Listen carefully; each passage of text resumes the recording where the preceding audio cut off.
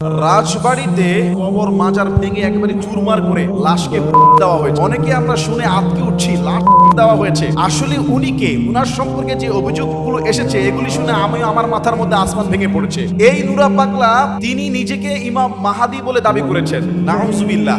1980-র দশকে সে এলাকা থেকে একবার পালিয়ে চলে যায়, পরে কিভাবে দফা রফা করে আবার এলাকায় আসে এবং নিজেকে দাবি করেছেন ইমাম মাহাদি। কালেমার মধ্যে এনেছেন পরিবর্তন, লা ইলাহা ইল্লাল্লাহ মাহদি রাসূলুল্লাহ আস্তাগফিরুল্লাহ। সে এভাবে শুধু তাই করে নাই, কোরআনকে বলেছে বুঝপাতা। কোরআন নাকি একটা মূল্যহীন গ্রন্থ এবং তার ভক্তদেরকে 6 তাকবীরে জানাজা দিত, তারও জানাজা হয়েছে 6 তাকবীরে। এইভাবে ইসলামের নামে শিরিক, বেদাত, মাজার, বিভিন্ন রকমের ব্যবসা করে কত মানুষের ইমানকে ধ্বংস করেছে এই নুরা পাগলা, আল্লাহ ভালো জানেন। তার এলাকার মানুষের মুখের অভিযোগ, এগুলি তার দেখা। ওই এলাকার মানুষ, ইমান আকিদা রক্ষা কমিটি থেকে শুরু করে বিভিন্ন মানুষ তার প্রতি নাখোশ ছিল। এমনকি সর্বশেষ যেটা করলো, সে জীবিত থাকা অবস্থায় কাবার আদলে প্রায় 12 ফুট একটা মাজার তৈরি করে, ঘর তৈরি করে, সম্পূর্ণ কাবা ঘরের রং দিয়ে।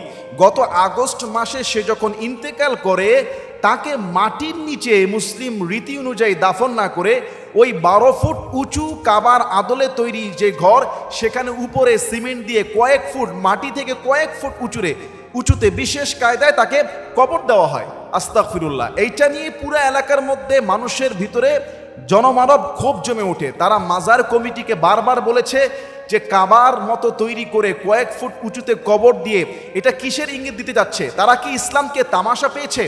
তারা মাজার কমিটিকে অনুরোধ করেছে তার কবরটা মাটির নিচে দেওয়ার জন্য। প্রশাসনের সঙ্গে কয়েক দফা মিটিং করা হয়েছে। প্রশাসনের যেন টনকেই নড়ছে না যে কত বড় একটা অন্যায় কাজ এই নুরা পাগলার গোষ্ঠী করে ফেলেছে। আরও যে জঘন্য অপরাধের সংবাদ আমরা পাচ্ছি, অভিযোগ আসতেছে, নুরা পাগলার যে ছেলে সে নাকি খ্রিস্ট ধর্মের অনুসারী, খ্রিস্ট ধর্মের দাওয়াত দেয়। আস্তাগফিরুল্লাহ।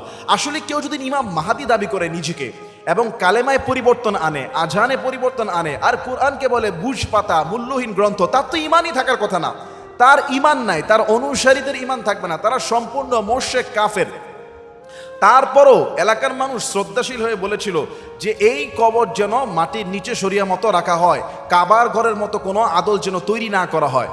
সর্বশেষ প্রশাসনের সঙ্গে, তারপরে মাজার কমিটির সঙ্গে কয়েক দফা মিটিং হয়, আলোচনা হয়। লাস্ট বৃহস্পতিবার পর্যন্ত আলটিমেটাম দেওয়া হয় এবং শুক্রবার বিক্ষোভ সমাবেশ এবং মার্চ ফর গোয়ালন্দের একটা ঘোষণা করা হয়। কিন্তু ইমান আকিদা রক্ষা কমিটি জানিয়েছে তার মধ্যে কিছু বিক্ষুব্ধ জনতা গিয়ে এই মাজার ভেঙে লাশ উঠিয়ে একেবারেই ঢাকা খুলনা যে মহাসড়ক, পদ্মার পাড়ে পুরো মহাসড়কে পুড়িয়ে দিয়েছে। আমি এইটার সঙ্গে একমত না যে লাশ উঠিয়ে পুড়িয়ে ফেলা। একটা লাশ, ইয়াহুদির লাশ হলো, তাকে সম্মান করতেন মুহাম্মদ সাল্লাল্লাহু আলাইহি ওয়াসাল্লাম। একটা ইয়াহুদির লাশ যাচ্ছিল, রাসূল দাঁড়িয়ে গেলেন, বলা হচ্ছে যে হুজুর এ তো একটা ইয়াহুদির লাশ। রাসূল বললেন লাশ হলো একজন তো আল্লাহর বান্দা, তার জীবনের শেষ সময় তিনি লাশকে সম্মান করেছেন। এবং এই যে নুরা পাগলা, সে যত বড় নিকৃষ্ট লোক হোক, যত বড় ভণ্ড পাপী প্রতারক হোক না কেন, লাশটাকে না পুড়িয়ে যদি মাজারটা সমান করে দিয়ে হয়েছে, লাশটাকে মাটিতে দাফন করে দেওয়া হতো, তাহলে আমার মনে হয় এটা সুন্দর হতো। কিন্তু আমাদের দেশের মানুষের আসলে ধর্মীয় জ্ঞান থেকে ধর্মীয় আবেগ বেশি। যারা এই কাজটা করেছে বুঝলাম তারা তো আবেগে করেছে, জ্ঞান নাই। আর প্রশাসনে যারা বসে আছেন সেই এলাকার, আমি সরকারকে বলবো আগে আপনাদের বিচার করেন, প্রশাসনের বিচার করেন। তাদের সঙ্গে কয়েক দফা মিটিং করা হয়েছে, অভিযোগ জানানো হয়েছে এবং এটা সত্যি স্পর্শকাতর। এটা যে কোনো এলাকায় থাকলে এটা ঘটবেই। তাহলে প্রশাসনের টনক কেন আগেভাগে না নড়ে? তাদেরকে কেন বাধ্য করা হলো না যে লাশকে মাটির নিচে দাফন করো, নতুবা আমরা নিরাপত্তা দিতে পারবো না? তোমাদের এই কাবার আদলে এই ধরনের ভণ্ডামি বাংলাদেশে চলবে না। আসলে বাংলাদেশে মাজার পূজারি আর মাজার ব্যবসা এত বেড়েছে দিন দিন যে মাজার একটা পথেঘাতের একটা ফকির মরলেই মাজার হয়ে যায়, রাস্তার কেউ মরলে মাজার হয়ে যায়, কারণ মাজারের ব্যবসা খুব জমজমাট। এবং নুরা পাগলা সে জীবদ্দশায় নাকি মানুষের সেজদা নিত। বাংলাদেশে এরকম অসংখ্য মাজার আছে যেখানে সেজদা নেওয়া হয়, যেখানে নাচ গান করা হয়, অনৈতিক কাজ হয়, আল্লাহর কোরআনের সঙ্গে রাসূলের হাদিসের সঙ্গে সরাসরি শিরক করা হয়, ইসলাম বিরোধী কর্মকাণ্ড করা হয়। প্রশাসন যদি এগুলির ব্যবস্থা টাইম মতো নিত তাহলে জনগণ আইন হাতে তুলে নিত না। যদিও প্রশাসন নেয় না, এটা প্রশাসনের ব্যর্থতা। তাদেরকে আগে জবাবদিহির আওতায় আনা, তারপর যারা এই লাশটি পুড়িয়ে হচ্ছে তাদেরকেও জবাবদিহিতার আওতায় আনা যে কেন একটা লাশকে পোড়ানো হলো। সে যতই নিকৃষ্ট হোক, লাশ তো পোড়ানো যাবে না। আর সে যে নিকৃষ্ট কাজ করেছে, তাই সে যে মৃত্যু পর্যন্ত হেনস্থার শিকার হয় না, এটাও তার সৌভাগ্য। ওই এলাকার প্রত্যেকটা এলাকার এরকম ইমান আকীদা রক্ষা কমিটি থাকা দরকার, যারা এরকম নিজেকে ইমাম মাহাদি দাবি করে, রাসূলুল্লাহ জামাতা দাবি করে, আজানের শব্দে পরিবর্তন করে, কোরআনকে বলে ভুয়া, নাউযুবিল্লাহ মিন যালিক। এটা আমাদের জন্য দুঃখজনক। আমরা আলেমরা ব্যর্থতা, আমাদের দাওয়াতি কাজের মধ্যে রয়েছে ঘাটতি। আমাদের উচিত প্রত্যেকটা মাজারে গিয়ে, প্রত্যেকটা ভুল পথে পথভ্রষ্ট যারা রয়েছে তাদের কাছে গিয়ে শান্তভাবে দাওয়াত দেওয়া।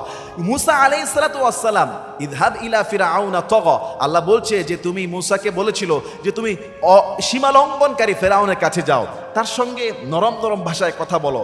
ফেরাউনের মতো জঘন্য ব্যক্তির সাথেও আল্লাহ নরম ভাষায় সুন্দরভাবে দাওয়াত দেওয়ার কথা বলা হয়েছিল। এজন্য আমাদের দাওয়াতি কাজকে বৃদ্ধি করতে হবে। আমরা ভাঙচুরে যাওয়ার আগে দাওয়াতি কাজকে এমনভাবে করতে হবে যাতে করে ওই কাবার আদলে ঘর বানানোর পর্যন্ত পৌঁছাতে না পারে।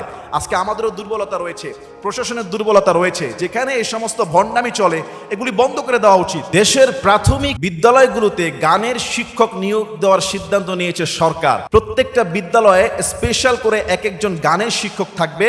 লক্ষ লক্ষ বিদ্যালয়ে কোটি কোটি কোমলমতি শিক্ষার্থীদেরকে ছোটকাল থেকে গান বাজনা নাচনীতে তাদেরকে ট্রেনিং দেওয়া হবে। এটাই হলো আমাদের বাংলাদেশের সরকারের আগামীর উন্নয়নের সিদ্ধান্ত। আমি আশ্চর্য হয়ে যাই, যেখানে কোমলমতি ছোট্ট ছোট বাচ্চাদেরকে কোরআন এবং ইসলামী নীতি নৈতিকতা শিক্ষা দেওয়ার জন্য স্পেশাল ধর্মীয় শিক্ষক নিয়োগ দেওয়ার কথা ছিল, এবং এমনটা আমরা শুনেওছিলাম ধর্ম উপদেষ্টার মাধ্যমে যে প্রত্যেক শিক্ষা প্রতিষ্ঠানে প্রত্যেক ক্লাসের জন্য আলাদা করে স্পেশাল আলেম নিয়োগ দেওয়া হবে। সেখানে কোমলমতি শিক্ষার্থীদেরকে গান শিক্ষা দেওয়ার জন্য, ওই রবীন্দ্রনাথের সারে গামা পাদা এগুলি শিখানোর জন্য, তারা শিক্ষার্থীদের মূল বিকাশকে ছোটকাল থেকে এই অন্তরকে নোংরা করে দেওয়ার জন্য। কাদের খুশির জন্য এই সিদ্ধান্ত? যেখানে বাংলাদেশের মানুষ ইসলাম প্রিয়, ইসলামী সংস্কৃতিতে এদেশের মানুষ বড় হচ্ছে, 90% উপরে মুসলমান ইসলাম ধর্মের অনুসারী, যেখানে কোরআন হাদিসের বিশুদ্ধ শিক্ষা দিয়ে কোমলমতি শিক্ষার্থীদের হৃদয়কে পরিষ্কার করার কথা ছিল, সেখানে দেওয়া হচ্ছে গানের শিক্ষকের নিয়োগ। আস্তাগফিরুল্লাহ। এদেশে ভূমিকম্প হবে না তো কোথায় হবে? এদেশে বন্যা হবে তো না কোথায় হবে? এদেশে ফসল আবাদির দাম বাড়বে না তো কোথায় হবে? আল্লাহ পাক রব্বুল আলামিন কোরআনে কি বলেছেন? ওয়া তাআওয়ানু আলাল বিররি ওয়াত তাকওয়া ওয়া লা তাআওয়ানু আলাল ইসমি ওয়াল উদওয়ান। তোমরা ভালো কাজে সহযোগিতা করো, কল্যাণ কাজের পরস্পর সহযোগী হও। ওয়া তাআওয়ানু আলাল ইসমি ওয়াল উদওয়ান, অন্যায় কাজে পাপ কাজে সহযোগিতা করো না। আল্লাহ বলেছেন যারা এই সিদ্ধান্ত আপনারা নিয়েছেন যে গানের শিক্ষক নিয়োগ করবেন, গানের শিক্ষক দিয়ে শিক্ষার্থীদের মস্তিষ্ক ধ্বংস করবেন, আপনাদের জন্য কোরআনের সেই আয়াত সূরা নূর থেকে, ইন্নাল্লাযীনা يحبون أن تشيع الفاحشة في الذين آمنوا لهم عذاب أليم في الدنيا والآخرة। নিশ্চয়ই যারা ভালোবাসে দুনিয়ার মধ্যে মুমিনদের মধ্যে ফাহিশা ছড়িয়ে দেওয়ার জন্য, يحبون أن تشيع الفاحشة في الذين آمنوا, ঈমানদারদের মধ্যে যারা ফাহিশা কাজ ছড়িয়ে দেওয়ার জন্য পছন্দ করে, লাহুম আযাবুন আলীমুন ফিদ দুনিয়া ওয়াল আখিরাহ, তাদের জন্য রয়েছে দুনিয়াতে শাস্তি, তাদের জন্য রয়েছে আখিরাতে শাস্তি, তাদের জন্য লানত। যারা দুনিয়াতে মানুষকে খারাপ কাজে দাবিত করবে, অশ্লীল বেহায়া কাজের মধ্যে তাদেরকে ট্রেনিং দেবে, আল্লাহর লানত তাদের উপর বর্ষিত হবে। ইতিমধ্যে বাংলাদেশের প্রত্যেকটা আলেম ওলামা, প্রত্যেকটা ধর্মীয় নেতারা প্রতিবাদ জানিয়েছে এই সিদ্ধান্ত যেন বাস্তবায়ন না করা হয়। এই সিদ্ধান্ত যদি সরকার বাস্তবায়ন করে তবে আমি বলবো সরকারকে কঠিন জবাবদিহি করতে হবে। কেন আমাদের দেশের ট্যাক্সের টাকা দিয়ে, আমাদের পয়সা দিয়ে, আমাদের নীতি নৈতিকতার বিরুদ্ধে সিদ্ধান্ত নেওয়ার অধিকার তাদেরকে কে দেওয়া হয়েছে? যে মুসলমানদের স্কুলে গানের শিক্ষক কোরআনের শিক্ষার বদলতে। এটা আমি তীব্র প্রতিবাদ আর নিন্দা জানাই। এই সিদ্ধান্ত থেকে ফিরে আসার জন্য অবিলম্বে আমি প্রশাসনকে আহ্বান জানাই। আল্লাহ আমাদের সবাইকে বুঝার এবং আমল করার তৌফিক দান করুন। আল্লাহুম্মা আমিন।